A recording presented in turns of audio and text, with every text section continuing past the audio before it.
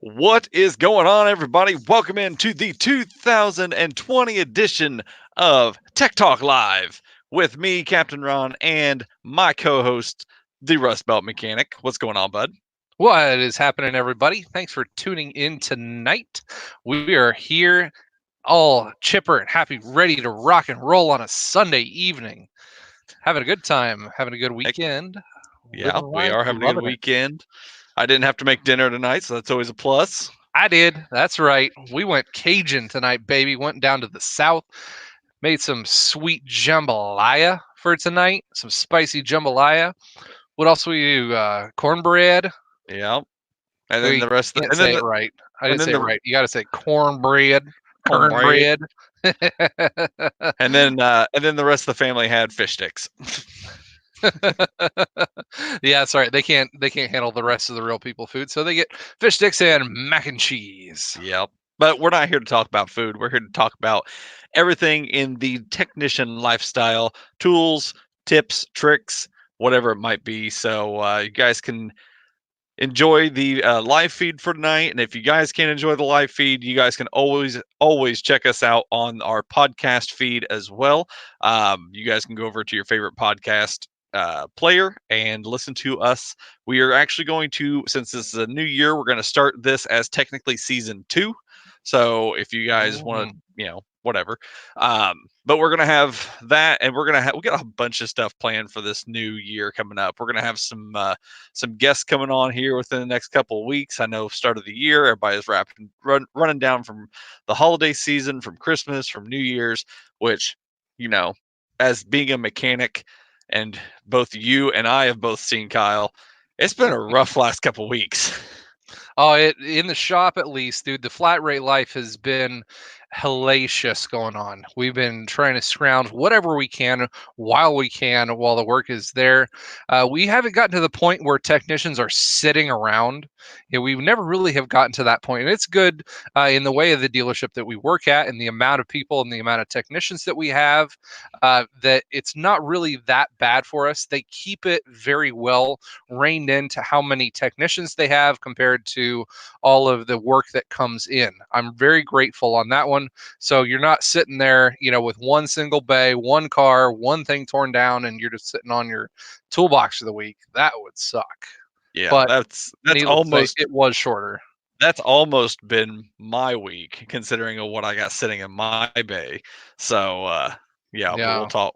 We may get into that a little bit later. So before we get started, just going to give a few shout outs to people that have joined us in the chat. We got Mr. Nathan K, we got AgTech, we got the McBake What's up, up in buddy? here, Billy the Mechanic, Jonathan Milage, Neil, Dick Skinner, Michigan Mechanic, Nova Taz, Speedy Chick, and I'm sure we'll have some other people rolling in throughout the evening. So we want to say a big thank you for you guys stopping in over on my channel. And if you guys are new to the channel, make sure you guys go not only subscribe to myself, but also subscribe to Rust Belt Mechanic, because every week we flip flop the stream from my stream to his stream. So if you guys want to make sure you catch all of the live streams, you'll want to make sure you're subscribed to both of our channels, so that way you don't miss a single week.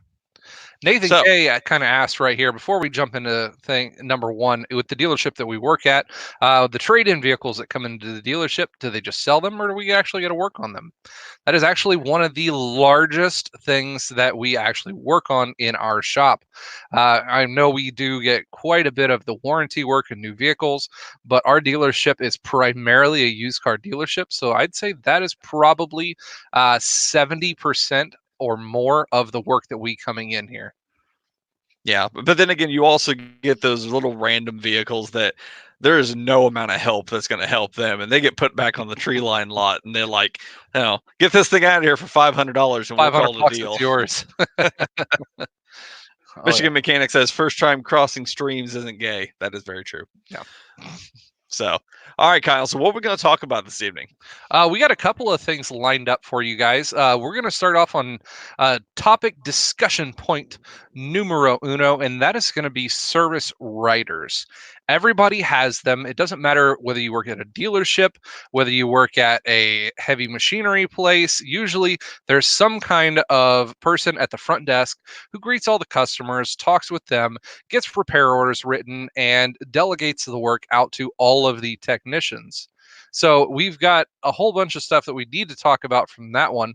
The first point that I wanted to kind of roll into on this one was, as a service writer, when they come in, they need to be the face of the dealership.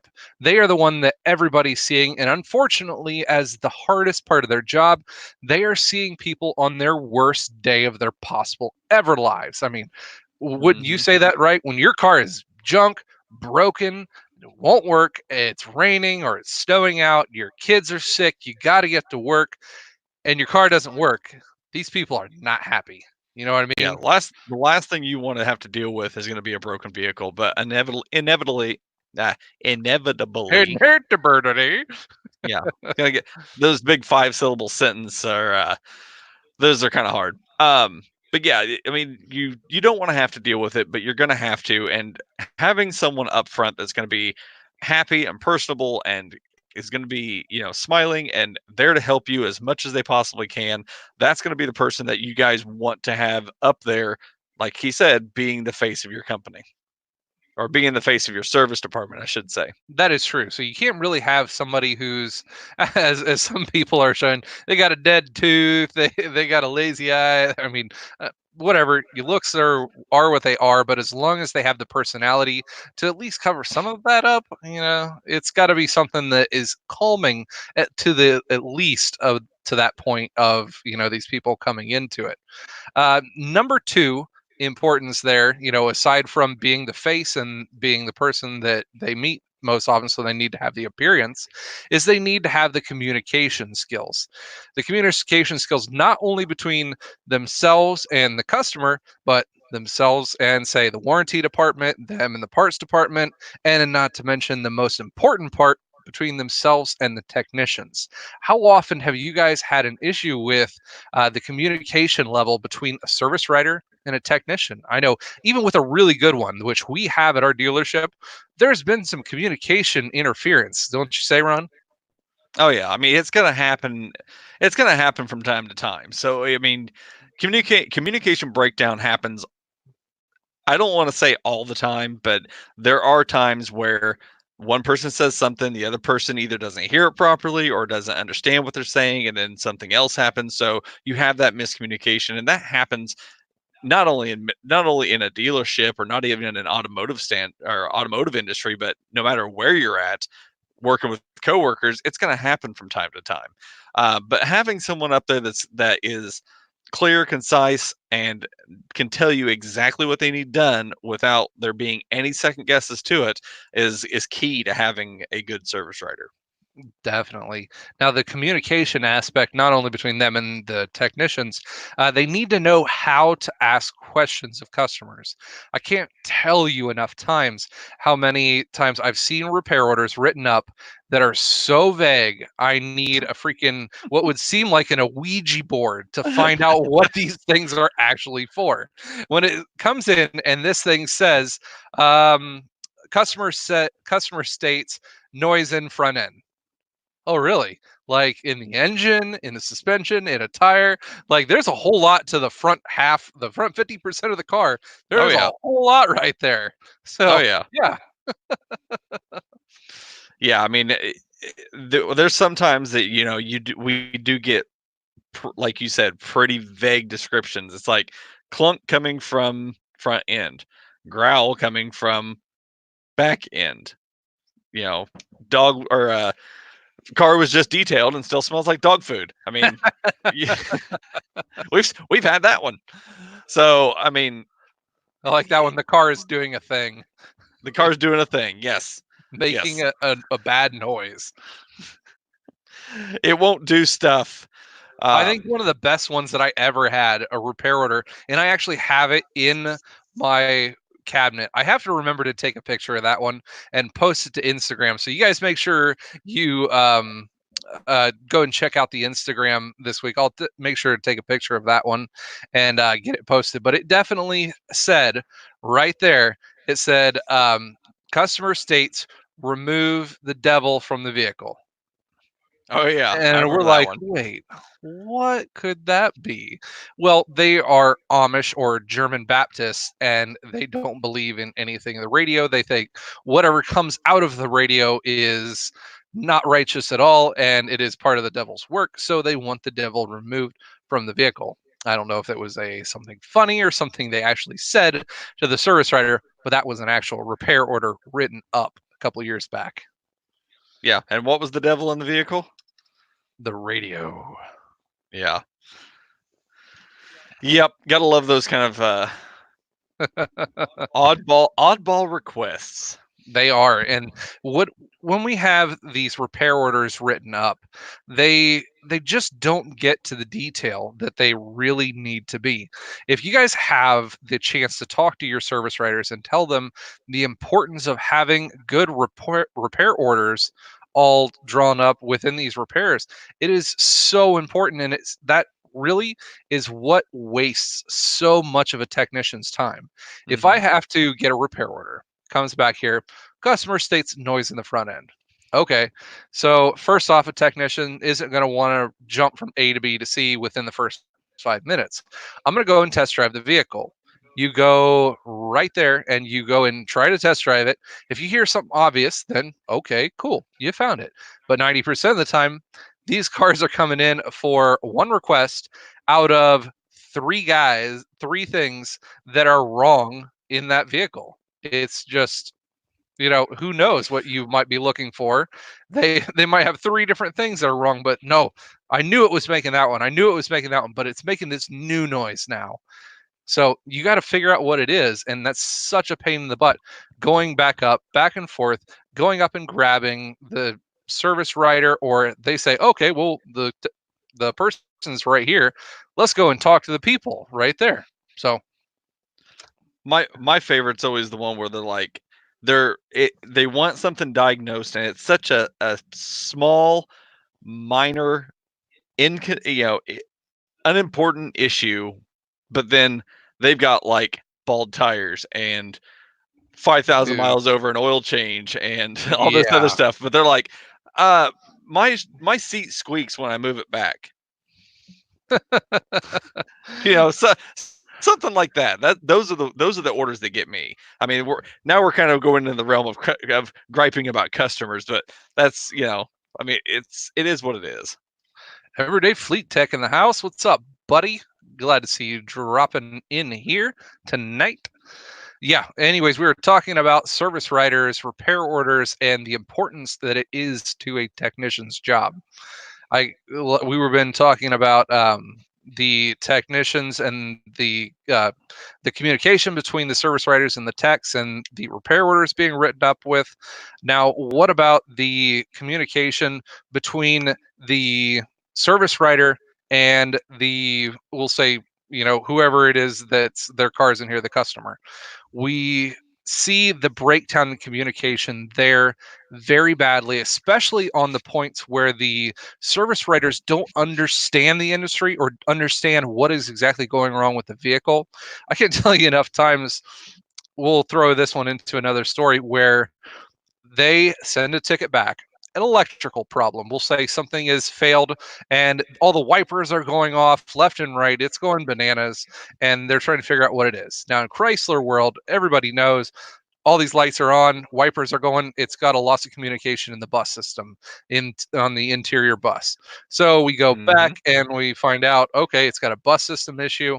We've got a grounded out bus. It ends up being in the RF hub or the cluster or something along those lines, or we even find a harness shorted out inside the door.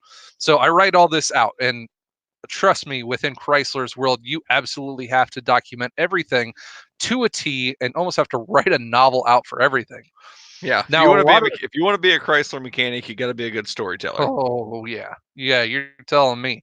And a lot of the time, you're also in a rush because you've got another car sitting there. You've got a waiter coming in another 15 minutes, and this person is 15 minutes late to their appointment, but they've got somewhere else to be in 20 minutes. And we're already rushed at that point. So the service writer or service manager is back here asking me, all right, hey, what's up? Just give me a lowdown rundown of what's up with it so I can run up to the customer and tell them. So I say all that out instead of writing it all out.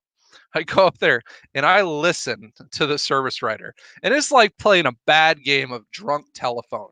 You know, one of those nights you're hanging out with all their friends. All right, playing telephone game. We've been drinking for like 3 hours. And Yep. what the conversation turns to after three people who don't know what they're talking about. This Oh is yeah. how bad it gets. They go up and talk to that customer like, yeah, your car, it looks like it had something broken in the door. Looks like it had some corrosion or a kid dropped something in it. A wire broke and we're going to have to fix it. It's going to cost $725. When in all reality, we had a failed module due to water corrosion getting into the door and failing out this circuit coming to the CAN bus system. And therefore, you had your loss of CAN interior bus failure. I mean, they don't need to know all that. But you get to the point where, so a lot of the times where we get the hate on that one is the service writer runs up and talks to the person, and it is not the person within the relationship who is making the decisions. They are just the messenger. Oh yeah. So they get, again, playing telephone here. We have right here, the technician to the service writer. Service writer is telling their rendition of the story to wife or son of the owner of the vehicle, in which wife or son of the owner of the vehicle gets on the phone, calls dad. They then have to tell their rendition of everything. And they're like, well, somebody dropped something in the door and it broke something, and then now it's not working. Immediately, dad gets pissed and comes Oh in yeah. furious. He's like, why is this not covered under warranty? We've never done anything within this, and ends up big old breakdown in the line of communication. I'm like, and they bring me, the shop foreman, up to kind of explain it to them, and they're like, yeah, that's not the story we got from you guys. Actually, it kind of was. There's just a breakdown in communication from 3 or 4 different people on the line before the story got to you. I just, Yeah. so I mean, much the game of telephone is bad for the reason it's bad. So having that communication between, especially written verified communication on your own stuff. I mean, we're all about, we preach all the time CYA. And this is pretty much it. You write down what you have to write down so that you can give it to who they need to give it to, so they can give a clear and concise description of what is going on. Hey, we got Truckmaster coming into the house right here. What's happening, buddy? Apparently, I'm his hero somehow. I don't know what I did to be his hero, but it's your captain. You're the hero. Is it? Is that what it is? Brad's Workbench coming in to say hi. What's up, buddy? Dealing with the public sucks. Main reason I quit AT&T. Funny, it's the same thing with Ron. Yeah, I mean, I totally, dude. Me and Brad's Workbench, we're AT&T brethren. We understand the whole being in. Dude, we've talked about this before. You think being in customers' cars are bad? Try going to their house. Oh, dude, that's bad. People in their comfort level with their cars destroy them enough, and not let alone what they have inside of their houses. Okay. I don't like people that much. Brad, I'm putting it out right now. We talked about this last year. You and I are doing a live stream sometime this year, and we're sitting down and having like an hour or 2 hour discussion about all the crap we've seen throughout AT&T or in the cable industry, because I guarantee that'd be a fun one.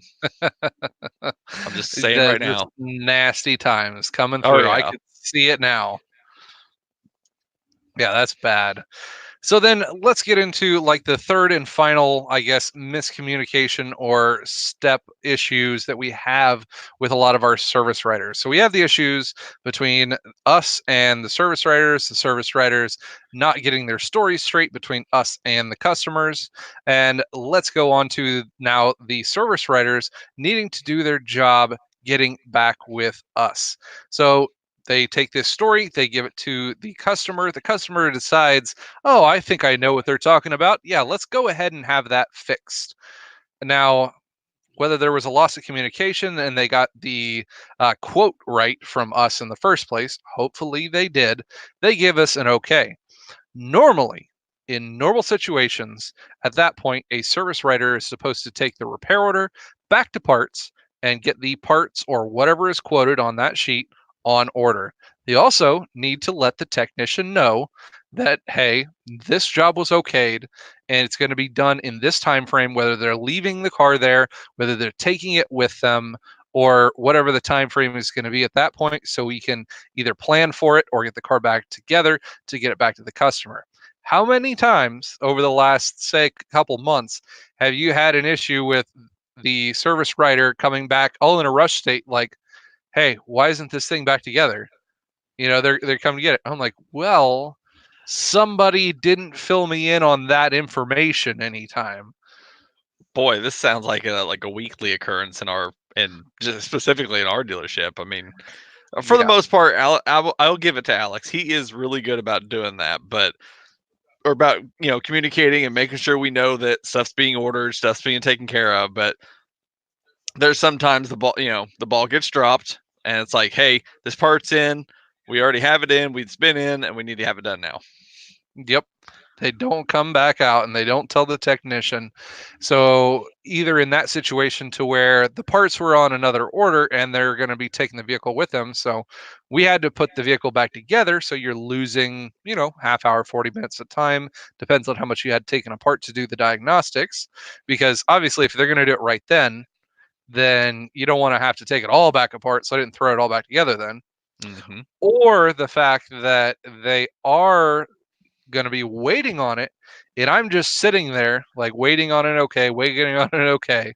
We have the parts in stock and then all of a sudden like 35 40 minutes later the parts department comes out and says, oh, here's your water pump or here's your door module. I'm like, what do you mean? And they're like, oh, it got okayed. I'm like, oh, nice. So I've been sitting here for 45 minutes doing nothing when I could have been taking this thing apart to be ready when you brought the part out to me. Man, Yeah. talk about a loss in efficiency right there. Walter has a good point. He said if the part's not in stock, don't take it apart yet. Yep, that is definitely a Yep. point of efficiency that needs to be made. And we'll be talking about that here on our second half round tonight as well. Does that have to do with the vehicle that's in my bay? Kind of for that one. Because technically that falls in that realm. Yeah. Dick Skinner had a good point. He asked, what about people that are not able to pay for the repairs? So that is where our dealership has got burned so many times in the past. And thankfully, they've learned from that. So whenever any technician comes into the dealership and wants to make a repair order, obviously, and wants to get their car worked on, every single time a vehicle is brought in, the customer is required to go through a check sheet that they run down, sign on a piece of paper or on their tablet that comes in here saying that any kind of diagnostic work for this one issue or per issue is going to run you $100, $99.99 or whatever it is per hour of labor time. And they have to okay at least 1 hour of labor time for diagnostic on that. So they sign away 1 hour of labor right off the bat, no problem. So if they come up and they say, well, I don't have the money for this, well, you signed for it and you okayed $107 after tax saying that you had that to pay for. We have your car and we do not have to return it to you until we receive payment for what was okayed work. Yep. And we've had people before be like, can we make payments on it? I don't have all the money, but can we make payments? We're like, absolutely. You're not getting your car till it's paid off, though. Yep. Zephiel had a good question. He said, have you seen it before where you take parts off of new cars, pull them from the lot just because something is back ordered? Now, we have seen that happen. However, we usually do not do that for customers' vehicles that are used. So we're not going to take off parts off of our lot to put on a customer's or a used 15,000-mile vehicle, something along those lines. That's not something we want to do because the labor portion on that technically wouldn't be covered under a warranty should that part fail. So it's not backed. Now, if they have an issue to where a new vehicle is being sold, one might be because we do a lot of work with conversion vans and custom orders, lifted Hmm. trucks and stuff. So if I get one of these conversion vans that's here, we're selling new, we get it ready to go out the door, and the DVD player doesn't work. Froze up. It's cold outside. Something messed up in it, and it doesn't work. Well, for that one to be able to have the sale of this conversion van that the people flew in from Texas to come and buy, Yep. yeah, we're going to be going out to another one of these conversion vans, and I'm pulling a DVD player out of that one. We have done that quite a few times. Yep, we have. Or a customer will be like, hey, I like this vehicle, but I would really I like this vehicle, but I like the wheels that are on this other vehicle. We've done that Oh yeah, for wheel we've done swap. that for conversion vans all the time. So, I mean, obviously we haven't done those for a while, I don't think, to be honest. I mean, I haven't personally had a wheel swap on a set of ProMasters for a while, but I had the set of tires that needed swapped about a week ago. With it, yep. these I could do a whole nother episode just on conversion vans. How much work that we have to do on these conversion vans, because just mostly for the straight fact that we live in Ohio. It's cold, Mhm. very cold in the wintertime. This year hasn't been all that bad, but cold enough to where you have these vehicles that have a whole bunch of extra stuff bolted onto it, tied into the battery system. And these vans already, because of all the additional things that are on there, keep extra memory in the rear, the DVD player, the rear radio, the rear seat module, all this other stuff. So they are already pulling extra, voltage. They don't add an extra battery to these ProMasters, so it's running Nope. on one standard battery that they are Yep. normally made from the factory with. Standard amperage draw in these is going to be about 35 milliamps of draw on it. These ProMasters, with all this extra stuff, pulls about 3 times that amount for everything that is tagged onto the rear. They know about it. That's all they can do. All they can say is, hey, you guys really need to go out to these vehicles and start them. Dual alternators wouldn't really work. It charges the system just fine, but it Yeah. has an extra, draw to it when the vehicle's turned off. Well, these 70, 80, $90,000 conversion vans, they buy them in bulk and they get them 3, 4 at a time. And we usually have roughly 30 to 40 of them on the lot at the same time. So they just sit there, and then the lot attendants or the conversion van salesman don't get them started. So they just Nope. sit there and the batteries die. And then they have to get jumped, charged back up, and then they sit for another month and a half and the battery dies. Yep. Do this over and over again, and Just then a just a vicious cycle. by the time they're ready to sell it to a customer, hey, guess what? You got a junk battery, and you probably have some really flat tires, even though Oh we've yeah. balanced and road force balanced these tires 4 times in the life of this vehicle. Well, it's been on the lot. It needs done again, or it needs a brand new set of tires. Yeah. I just, That's the bad thing about. I mean, the ProMasters are really really nice, but like you said, the biggest gripe I have with them is the fact that they sit, they don't get driven, they don't get even shuffled around like the main lot that we have with all the regular vehicles. Those get shuffled around all the time, but the ProMasters they don't, and then they end up getting flat spotted tires because they, like you said, they sit forever, and they have junk batteries in them because they don't start them on regular occasions. It's, I mean, it just puts extra work into those vehicles that have only got like less than 100 miles on them already.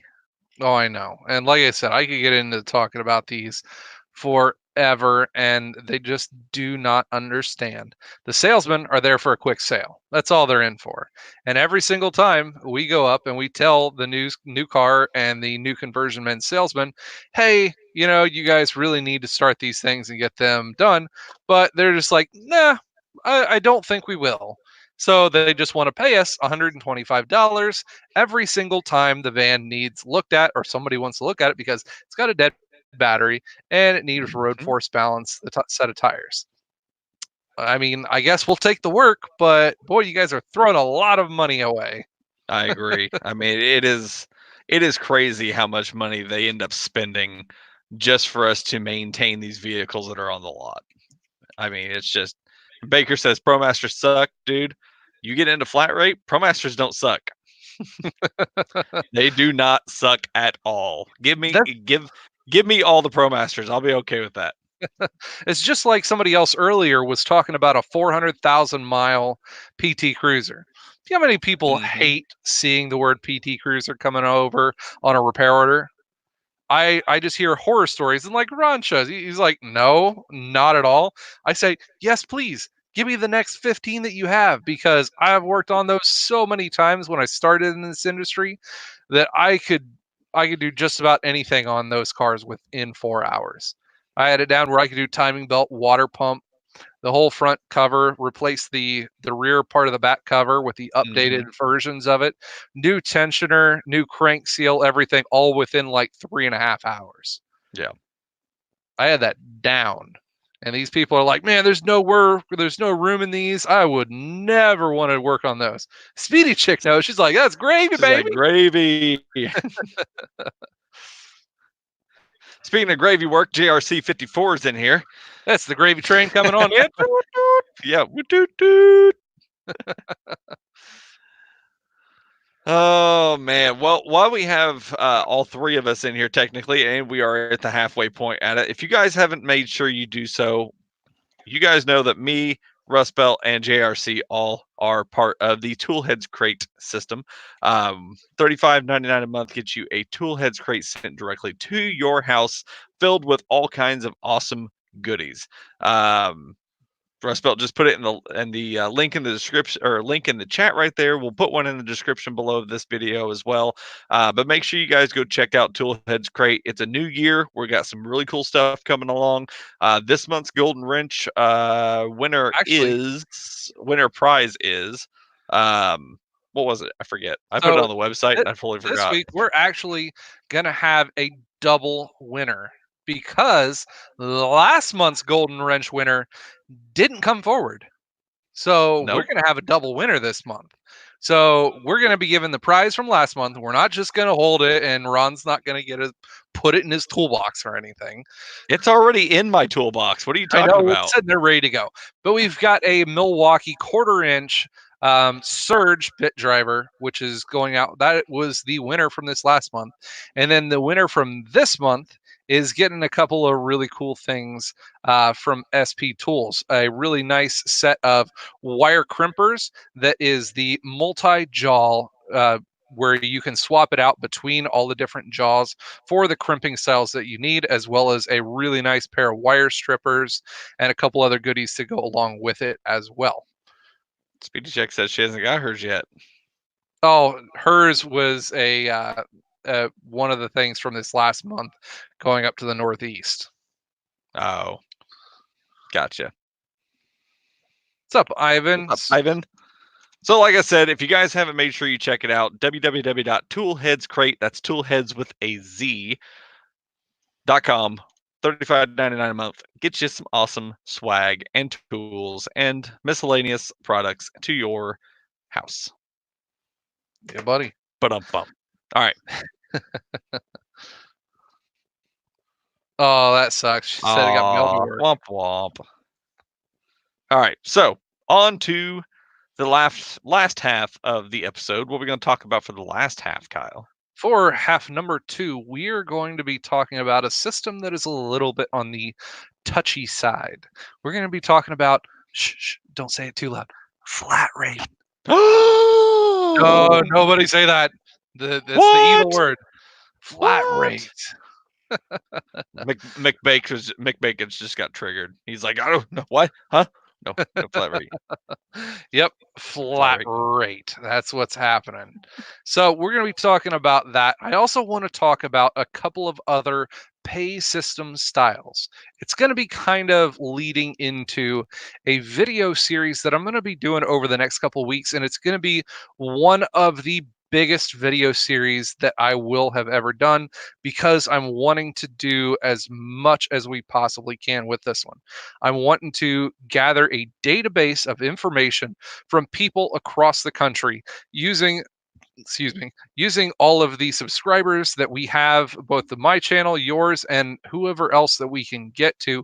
I'm going to be making up a huge questionnaire to be able to put on this video so we can gather some information and kind of put it forward to the masses and see what people think of the flat rate system, what is broken in it, and what we can do to fix the pay rate system that is what we call flat rate. Question number 1, do you want paid more? Yes. Yes, please. Yes, please. On top of that, what we're also going to talk about is with the current flat rate system, what kind of ways do you guys go about tracking your flat rate? Do you guys do it on the old school pen and paper? Do you guys use the Google Forms like Rust Belt and I talked about way back when we did the Back in the video day. over that? Or do you guys use something else? I've actually was looking tonight a little bit into making, and this was kind of based off of a video that JRC put out on his channel, talking about where he incorporates Alexa. That is the most triggered video that I've ever seen in my life. Thank you, Jim, JRC54, for activating the most Alexa-based things on this side of the country. Thank you for that one. So those of you who got your speakers on right now, here's a treat for you. Alexa, play Never Gonna Give You Up. I can just see so many people getting triggered right now. And ours is doing it right now. It literally is in the background playing. Alexa, stop. So, okay, reset. So what I'm going to talk about is what I was thinking about is actually working with making an Alexa skill, or just make sure I didn't start her again. Making a skill or making a Google Assistant skill that would actually, for those people who actually have the Echo Dots or the Google Assistant stuff, like the Google Minis, on their toolboxes or somewhere where they can actually use them, that all they got to do is say something to it and it will actually list everything and put it into a spreadsheet or something like that. So that might be something I'm going to work on later, but it was inspired by JRC. So yeah, going back on whatever we were talking about. That's going to be the other thing that we're going to do. Nice. I see a lot of comments in here of the random. Oh yeah, I see them too. Anyways, getting back to the whole idea and the talk on flat rate for tonight. Flat rate is one of the things, if you guys don't know anything about it, how pretty much the entire automotive industry pays its technicians. And it kind of has to be there in some way, shape, or form, because that's how we charge customers for what they do. Each of these things, these vehicles or these jobs that come in, it's hard to base the pay on this on just one flat rate all the way across the board, because not every car is the same, not every situation is the same. Obviously up here in the north in the Rust Belt, you got some crusties to take into account with all this, as well as different costs of parts, times that you're going to have into it, and a whole bunch of other things. So you have to be able to quote what is going to be done with this vehicle before you actually do the work. And you have to at least get some kind of a guesstimated amount to that customer before you work on it, because you can't just say, well, it's going to cost what it's going to cost, and that's what you're going to have to take it at. It could cost $200, it could cost $450, but we're going to fix it. I don't think that's going to fly. Do you? I'm sorry, I was actually reading chat and I wasn't listening. I see. Really, we're making everybody else listen to us, and the captain doesn't even want to listen. I was doing other things. I'm sorry. He just heard flat rate, and he's like, "Yep, zoning out. Peace out, guys. I'm done." I was reading the chat. They were talking about how the Amazon Alexas and stuff like that are our government listening devices. I was just watching that and I got sidetracked. I'm sorry. That's my fault. You got zoned into the government and I listening. did. I legit did. I won't lie. Okay, what was the question? I'm sorry. I don't even know. I forgot. I'm not Great listening. questioning. The flat rate system is what I was talking about, and how we are charging everybody in the system. They have to have some kind of an amount to be able to tell the customer how much it costs ahead of time. Otherwise, you would be going into, talk to a customer. You said it might cost $200, it might cost $450. One of the two, but we'll get it fixed. You can't go in and ask them that, can you? No. A customer is the customer's always going to want to know an exact number. They're not going to know a range where it's like, oh, it may be between $5,000 to fix your car. We don't know. They're not going to want to know that. So having a set standard like the flat rate system is, allows us to give them a more pinpoint accurate, estimate, I guess you could say, of what a typical repair is going to cost for a specific diagnostic. Now, one other good thing that our service department does tend to do, our service writers take into account what these vehicles have going on with them, and the fact that we do live in the Rust Belt and have a lot of issues with corrosion, is each one of the jobs are slightly overquoted, just in case something like that happens into the job, or we end up losing a day on it because of parts issue. Parts isn't quoted correctly, they end up getting shipping charges. Oh, we forgot to charge for the shipping, but we can't charge that to the customer. Well, so they slightly overquote. But 95% of the time, when everything is quoted correctly throughout the rest of the system, a customer comes to pick up their job. Oh, it's 5 or 8% less than what we quoted you. That gives them a really nice day. Oh I yeah. see there's a lot of shops that run it that way, and it gives people a little bit better of a day when they come to pick up their car and it costs less. Oh yeah. Absolutely. Yeah, and the other bad thing is that, I mean, having that flat rate system in place is that, people come in for like something small. Like I remember a guy came in with, I believe it was an older Journey, and he wanted the oil pan replaced. And he was like, he bought the parts. He was like, I just need it done, blah blah blah. And he was like, how much is it? I think he called in. He was like, how much is it to replace it? And they were like, it's going to be this much. And then he got there and we started working on it, and the Everything entire broke.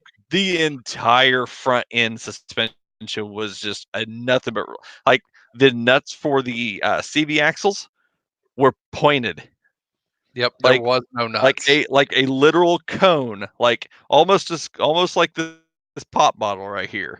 There was nothing to grip onto. The entire thing had to be taken apart because it rusted out. So, granted that was a bad day on his part, but we try to give them enough leeway to where it'll cover little stuff, but something like that, that's just a whole other estimate at that point.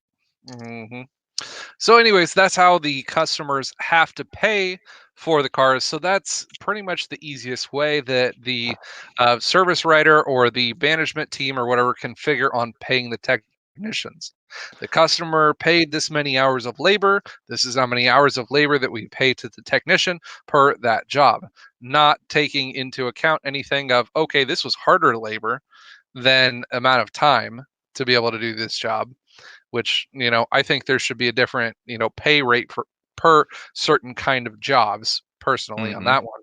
So that's one way to look at it. Now, let's talk about a couple of different pay systems, because everyone else says that, okay, the flat rate system, it promotes technicians rushing because all they can think about is getting the job done. We Oh got to yeah. make our hours. They're Yep. stressed in the beginning of the week because you got to make your time. You got to be able to make money. So we're going to cut corners. That's what everybody is so worried about, is technicians cutting corners in the industry, and people who are not up to par, technicians who don't know what they're doing, or newer techs, they end up cutting corners because they get so worried that they're not going to make time. And Or not that's necessarily, so many not necessarily cut corners, but just like like you said, with the people who are newer technicians, like for example, me when I first got into the flat rate system, I wasn't worried about cutting corners. I mean, I was worried about, yes, I was worried about making my hours. However, I knew, and this is from your guidance, that if I cut corners, it's going to cut me in the long run because it's going to end up coming back on me and it's going to end up causing a problem later on down the road. But without having the knowledge of how to do things quickly, you have to stop, you have to look things up, you have to look and see exactly what steps you got to do it in, and then that's going to eat up even more time so where you can't. So I understand the whole cutting corners things, but I mean, like some people will cut corners, some people won't. It just all depends on the person, but that wasn't me, to be Yeah, honest. and But that was a good point right there in the chat. You can't cut corners because then we're going to be talking comebacks. And that was yep. the biggest issue that I have is the fact that the flat rate system doesn't always give the technician so much, I guess, backlash for the comebacks that they have. The technician doesn't realize how much the comebacks are costing not only them but for the rest of the company. Yes, say you have an issue, you replace a wheel bearing, comes back a week later, oh, you didn't put the axle in right, you stripped one of the axle nuts and it's loose or something stupid like that. Not only does it cost the company, which usually the company doesn't make the technician pay for, it needs another wheel Mm-hmm. bearing. We're going to need some studs or bolts, whatever else got messed up in that job. On top of that, you have to fix it for free. Yep. So that is bad lost time, and it's also loss of the time that could be making the for the shop in the way of you having to go back and take that much time to do it again. It's just a big loss of revenue for the entire job and the entire building all the way through, and I don't Let's think that is that bad. let's just put it this way. If you cut corners, you're cutting not only yourself, but everybody else in the dealership, because not only are you going to have to fix it and you're going to be out hours, the parts department is going to be mad at you because they're going to have to reorder the same parts that they just did And they're going to have prior. to sell it at cost because the dealership is paying for it, Yep. so they aren't making any money on it. Nope. Service manager is going to be upset because you've got a vehicle that you messed up that you didn't take the time to repair correctly, and then you got a customer who's going to be upset because they've got to bring their car back in again. They may not necessarily have the time to bring a car back in for another couple of hours for them to fix the same problem they just had fixed a week prior. So, and then if there's anybody above the service writer, like the owner of the dealership or owner of the shop, they're not going to be happy with you because you're costing them money as well. So, Yeah, lost revenue on stuff that you could be doing. yep. So, not only is it going to hurt you, but it's going to hurt a lot of people a lot higher up that also have a lot more power over you. Now, that's where we get into the point of a different style pay system that, okay, maybe, we need to be able to pay our technicians better for the work that they do. So, what is the most fair thing to do than to pay them just hourly? They're there for so many hours. If they do the work, they're there to work. And, we want to see them get things done and they are paid for the amount of time they are there regardless of them, maybe getting screwed on warranty time. That's the biggest thing that I think the would help going from flat rate over to hourly is warranty costs. Because if you guys know anything about the difference in flat rate time on customer pay and warranty time, that is the biggest crock of BS that the system has ever been put through, and it sucks. Mm-hmm. Say one of these flat rate jobs pays 3 hours to do. If you are a certified technician for that dealership, they say that you should be able to do it in roughly 55 to 60% of that time. So therefore, you only need to get paid that much time or money. So instead of paying the 3 hours, you are now paid 1.6 hours to do that job. How much crap is that? That's a lot of crap. A lot. Not to deter from what you're saying, but Nathan has a question. He says, "Now, what happens if one technician does a repair and then quits or gets fired? and then you have to do the comeback. Do you get paid, or does that person that person who has to fix the comeback end up losing out? So in our shop, what happens, because I'm the shop foreman, I end up doing the work. Or the we'll say, like the technician goes on vacation, which has happened, and there's a comeback for that vehicle. I end up having to look at it and fix it, and the shop has to end up paying me to fix it. Now, normally, if that other technician was there, he wouldn't be getting paid for it. However, there would be still the loss of revenue from the job that he should have been working on rather than having to do this job again. So, really, were the shops losing out on a little bit more, but pretty much the same, other than the fact that they have to pay me usually more than they would have to pay another one of the technicians in the shop. So it kind of sucks, but that's just how it is. Now, what I was talking about with the difference between the flat rate system and going to hourly and what it would save for technicians is the thought of being rushed. You're not going to be rushed all this time, and you're not going to have as many warranty comeback issues because you're not going to be rushed because of warranty jobs. Normally, in a flat rate system, pays me 3 hours to do. However, under warranty it would pay me 1.6, and now I am just double rushed because not only do I have to get it done, it's crappy, it's still got rust on it in the first 3 years of ownership. It Hmm. sucks to work on, but now I have less time to do it. I am so rushed. So did you know that 60% of the time when things go to warranty time, technicians make 60% more mistakes than they do under standard customer pay time? I did not know that. They do. At least what we I see. had full intentions that you were going to say, "Did you know that 60% of the time it works Works every every time?" time. Remember that So one? something just popped in my head. We're talking about how we're like, we have the flat rate system, we have the hourly system, and I know you've mentioned something about a hybrid system, which I doubt we've got to yet. But Yep. what would be cool is if you did like if you did and I may be just shooting in the dark, and I might be right about this hybrid system, but you're an hourly technician, but you still go by flat rate time. And if you get the job done before the flat rate time, then whatever time you got left over, you get like, 50 cents per so many minutes or so many, whatever added onto your paycheck at the end of the week. Yes, that could be something done. However, keeping track of that per job is very, very hard, and that would take up too much man hours and time to keep Oh, I track agree. of per job. However, per week, that is a possibility.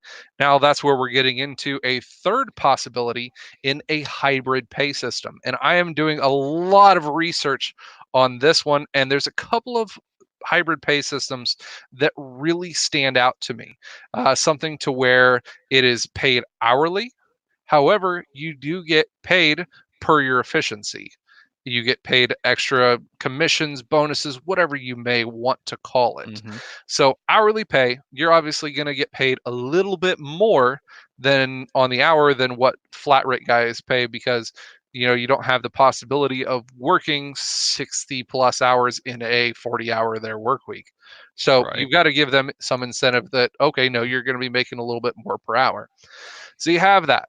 Now, the ones that I've been working on and looking at most highly is still going to be a tiered system because you want to have accountability still for the hourly technicians. That's where the issue with the hourly system is there's not really any accountability.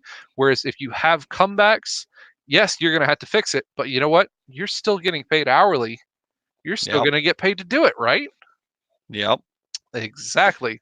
That's where you get the commission or the efficiency rating compounded on at the end of the week. So we have a technician who makes 40 hours per week. Now we want to be able to give them an incentive to still do more, but he is still getting paid flat or an hourly wage. So if they make higher efficiency rating, which means flat rate time, they have to do more of that. So the dealership is still taking into account of charging the customer flat rate. There's no other way to be able to charge a customer or give them a quote based on what work is going to be done on anything aside from the flat rate program or the flat rate quotation system, we could call it at that point. They Right. have to. There's no other way of doing that. So you can't get away See, with it fully. my biggest curiosity, and you may have an answer for this already. I look at an hourly system and I'm like, yeah, hourly system would be great. Everybody gets paid, what they get paid. You get, you're paid 8 to 5 or, 7:30 to 5 or 8 o'clock to 5:30, however many hours you're there, blah, blah, blah, blah, blah. But the one thing I see about flat rate is that it it pushes efficiency. It also pushes the corner cutting like we've talked before, and it does happen with some people and it doesn't happen with other people. However, I feel like if you went straight hourly, efficiency and this is like you said with the incentive to be more efficient, but just hourly seems like it would be less efficient as a You would shop. drop. Yep, you would drop Yes, the efficiency. because people aren't rushing around trying to get their stuff. They just end up laxing off a little bit because they're like, I don't have to have this done as quick because I'm not trying to beat a time, so to speak. I'm just, I just need to get it done and to get it done in a decent amount of time. So Now I don't know. here's where I differ on this one. And this is what I would propose to a hybrid system. You would have a tiered system to that. The hourly system, obviously, like I said, you're not seeing a whole lot of accountability on the technician portion because they still do get to be paid for the mess up jobs. Yes, there probably should be some kind of backlash, and any good technician should feel bad about having any kind of comeback, whether they're going to get paid or not, and they shouldn't do it a second time. But there should Absolutely. be some form of accountability. My engine. Yep. Now, here's where we go into a tiered system that would be for the accountability on the technician or efficiency rating tiers. So, up to 40 hours, which is a standard work week, we're going to be at, or we'll say up to 45 hours, because usually on a flat rate system, an average efficiency rating that you want your technicians to be able to do, most dealerships want their techs to be at least right around 50 hours per 40-hour work week. That means they're at, roughly 110%, whatever it might be, of efficiency rating. That is giving 110% to the company. Uh-huh. And you make bank, the company makes bank, everybody's happy. But again, different system. So Right. that would be up through 45 hours. And now if you go, and that would be paid at point A. So we'll say that technician at tier number 1 gets paid $20 an hour. Just throwing this out there for nice even numbers. Now, I'll take it. if you go up to tier number 2, this would be where the technician has a higher efficiency for the week and makes between 45 and 55 hours for that week in the efficiency pay, which the dealership, of course, is still keeping track of. Mhm. Moves you up to tier number 2. Pay you, we'll say, on average, 10% more per week. Now, you also have to keep into effect a couple of other things. The technician, now that they're getting paid hourly instead of flat rate, they also are required to be paid overtime, at least in most states' laws. They're Mhm. required to get paid overtime if they're there for more than 40 hours. Most technicians are there for 8.5 hours per day. So that gives an extra 2.5 hours per week to the technician. So you have to take into account 2.5 hours of overtime pay for that technician. So throwing that one in there. Right. Now you pay them roughly 10% more, so you're getting paid $22 an hour for tier number 2. So that goes up. Plus, obviously your tiers are going up for the overtime pay as well, getting paid Mhm. more on that end. Yep. Now you hop up to tier 3. Anything over 55 hours in a week of efficiency goes to tier 3. Another 10% on to the baseline up to, say, $24 an hour. On top of that, you're getting paid more on your overtime as well. You get the Yep. efficiency rating and your pay goes up. You're roughly gaining 20 to 25% more right there. Yeah, I know I'm making it complicated right now.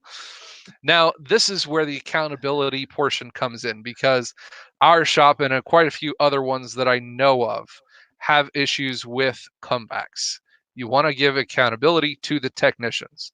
If a verifiable comeback comes into the shop, then immediately, doesn't matter what hour rate that you're at, you will immediately go back to tier number one, the flat $20 an hour. Does that not give you incentive to A, get more hours, have them done, Oh yeah. frees you up in the beginning of the week because you're not feeling like, oh, I got to get 15 hours in the first day or else I'm going to be so rushed the rest of the week. Yep. On top of that, it's going to want you to be very, very, you know, thorough in your work and not have any comebacks, because if you do have comebacks, then you're going to make less money. Yeah.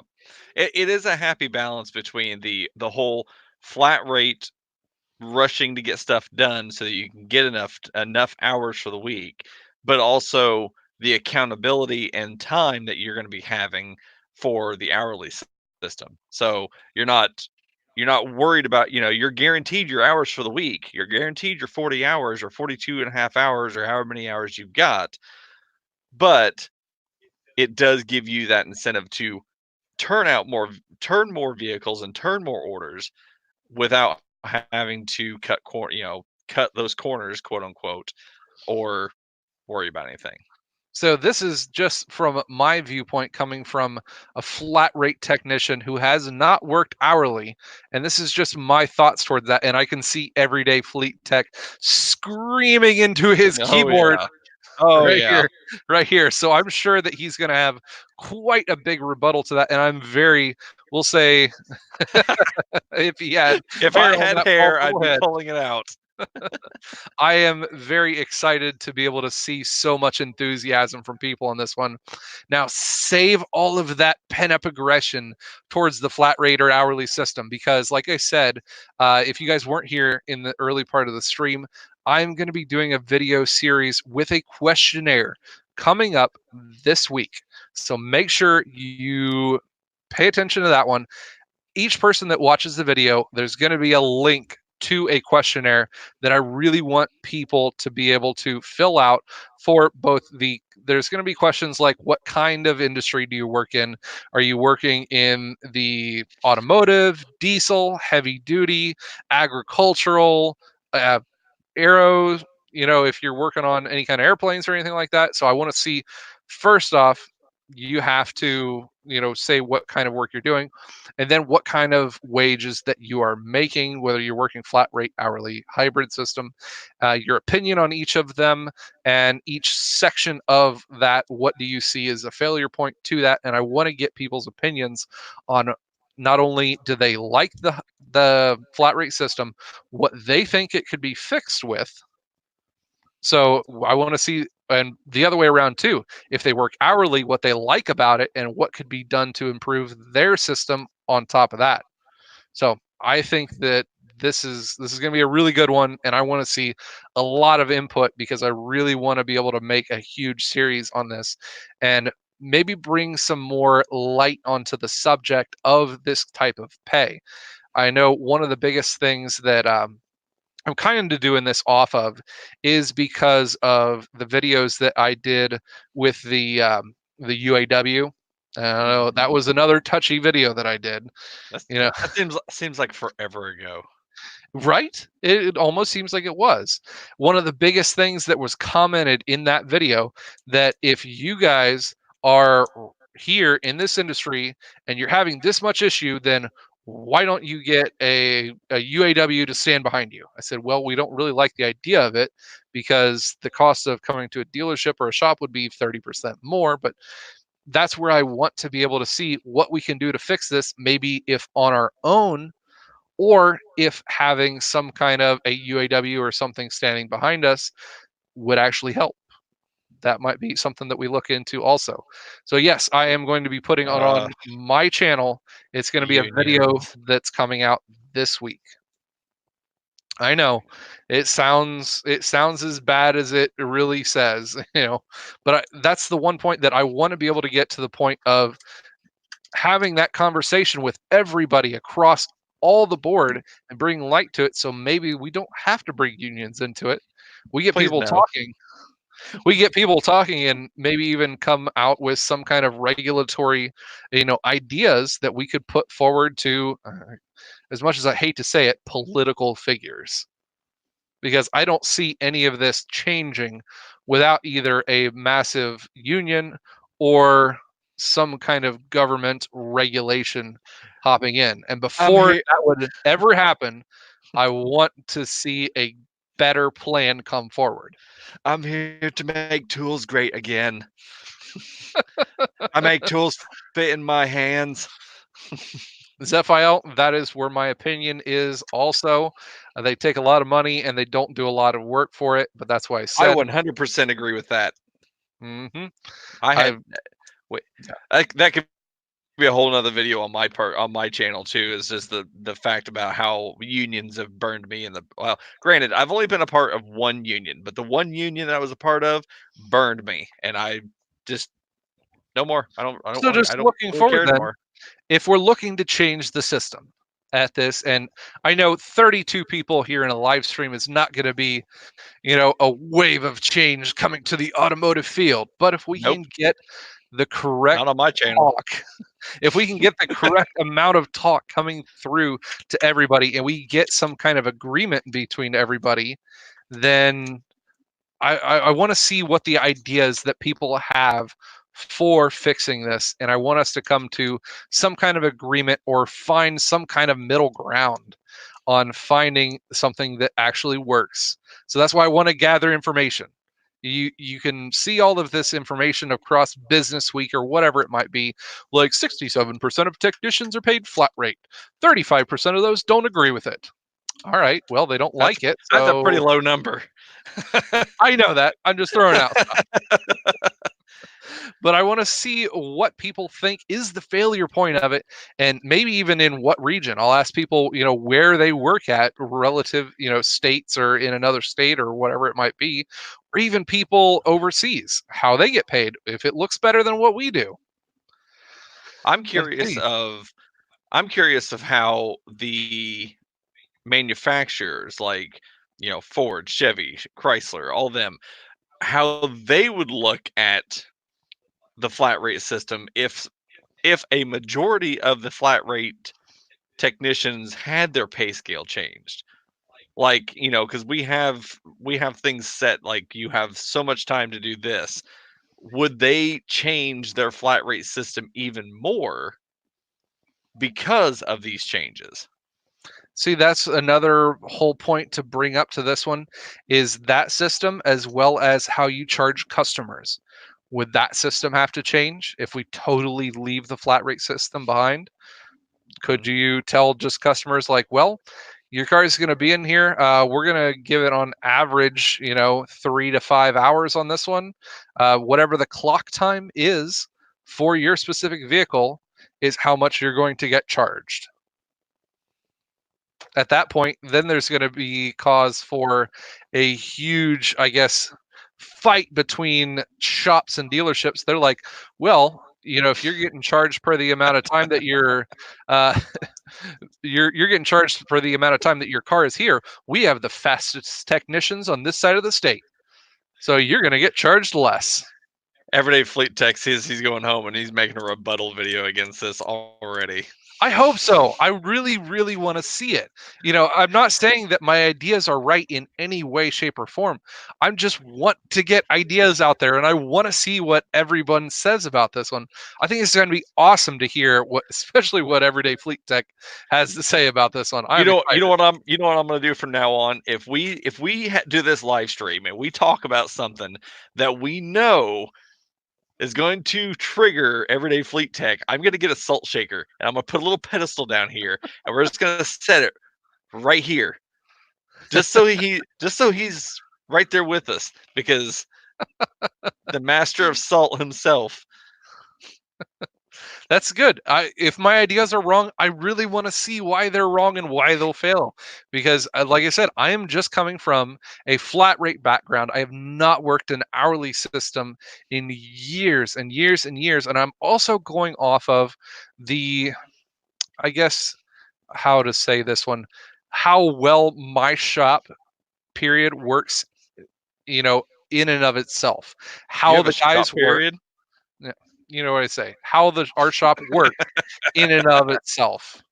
You know, some of the guys, how they work, the way they work, the amount of years that they have had in the industry, how, I guess, hard it is to find technicians in the area that we live in. That plays another huge point to this one as well. So that's kind of another reason that I went through to that, looking into that hybrid system that I was explaining. Just saying right there. I think it'll I be a agree. good thing to see.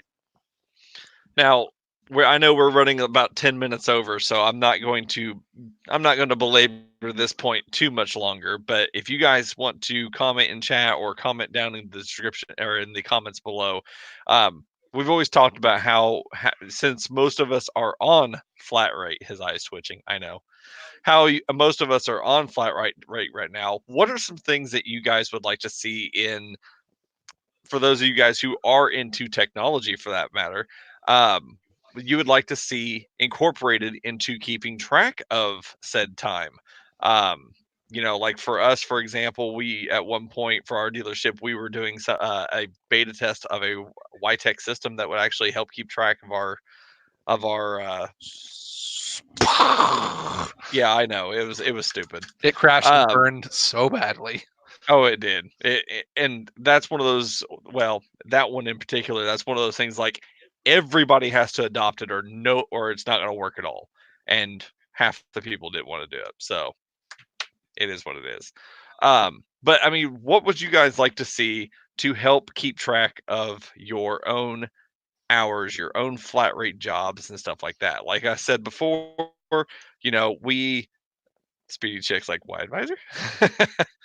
um, like for example, me and Kyle, we both use Google Forms to keep track of our hours. We have a form we fill out and it dumps everything into a spreadsheet. I talked about maybe developing some skills for Alexa. We'll revisit that. But like I said, throw in the comments or throw in the chat your ideas. I mean, I would love to see what people use. There's apps available for your phones that you guys can go and just put everything into an app. But I'm also curious of what people use to keep track of their own hours as well. Cool. So, Kyle, what do you got coming up on this week's channel updates? Anything besides what we just talked about? That's pretty much what I'm going to be focusing on this week, because this is going to take a lot for me to be able to put as much information that I want to into a correct questionnaire for everybody when that video comes out. And then on top of that, try to keep it as brief as possible so people don't get put off by filling out a 17-page questionnaire form. I don't want that to happen at all. So I want to be able to get information, good information that's not just like what you would see on Newsweek, but something that's able to give us a better viewpoint of what people are paid, how they're paid, and why they don't like it here in the US. Gotcha. So, yeah. And so that sounds like it's going to be pretty time consuming. Yep. As for me, I had a couple of requests for some videos that I may work on or start. You guys have checked out my channel. If you haven't, make sure you go do so. And I just did a tool truck tour of our Snap-on truck. Just kind of looking around, seeing what all they had on there. I've got another one coming up here within the next couple weeks. We're going to do another tool truck tour of our Matco rep and his truck. You want to go with the Matco Monday? Matco Mondays. So we're gonna have a tool truck tour of his truck. I had someone also ask me to do a, I guess, teaching video of how to go about doing a podcast. As you guys are aware, we do this podcast as well. Not only do we do this video, but we do a podcast as well. I will go through the steps of making your podcast, getting it there, all the steps you got to do for that. And then someone else also suggested that I start doing flyer videos for our tool trucks because, for those of you guys who used to follow Hazel Tools, used to go over the Snap-on flyers and stuff like that. He doesn't really do it anymore, and I'll have to see how many people actually do it, but I may be willing to go ahead and start doing those as well. So, a lot of people like seeing that kind of stuff, so we'll see what we can figure out. Sweet. Sounds good. So, but other than that, unless you got anything else, Mr. Kyle? Not for this week. That's about all I've got wrapped up coming up, and hopefully we see, some cool stuff coming forward on this one. Yep, I agree. So, big thank you to all 31 of you guys that are here. I know everybody's going to be heading out. Hope you guys enjoy the rest of your Sunday. Make sure you guys go check us out on the podcast as well. I mentioned that earlier, but you can find us on any podcast aggregate that you guys listen to. And yeah, other than that, you guys have an awesome weekend, an awesome week, and we'll see you next week over on Rust Belt's channel. See you guys. Have a good one.